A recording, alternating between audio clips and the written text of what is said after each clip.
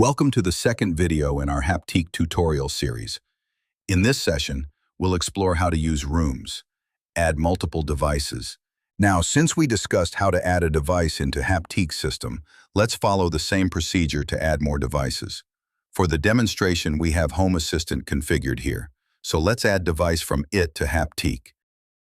After adding a device from Home Assistant, we'll now add a Bluetooth device. This step is slightly different.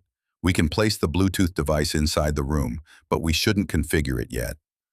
Remember, we're working in the mobile app to design the user interface, not on the actual Haptique unit. We also have a Philips Hue bridge set up here, so let's import a couple of scenes from it.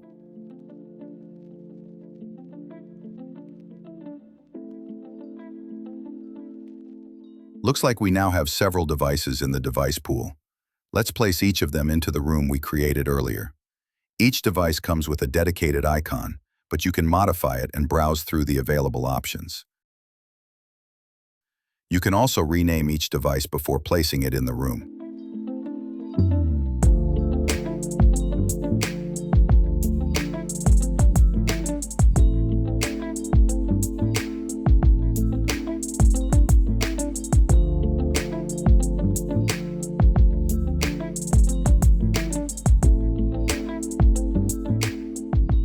Now we have a room with multiple devices.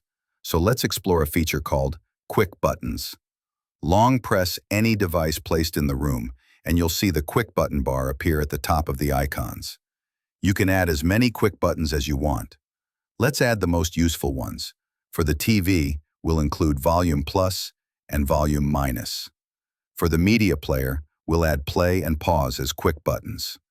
The purpose of quick buttons is to let you control your devices directly from the room view, using commands that aren't mapped by default, or those you want to customize in the interface. In other words, it's a way to create your own custom UI. Each quick button can also have its own icon, making your layout clean, visual, and easy to navigate. Next, we have a monitoring function called Widgets. These are simple room sensors you can display, such as temperature, humidity, battery levels, and more. Currently, only Home Assistant-based sensors are supported, but we'll soon add compatibility with other smart hubs as well. Let's position the added sensors as widgets in this room. You can add up to 3 widgets per room to monitor key values at a glance.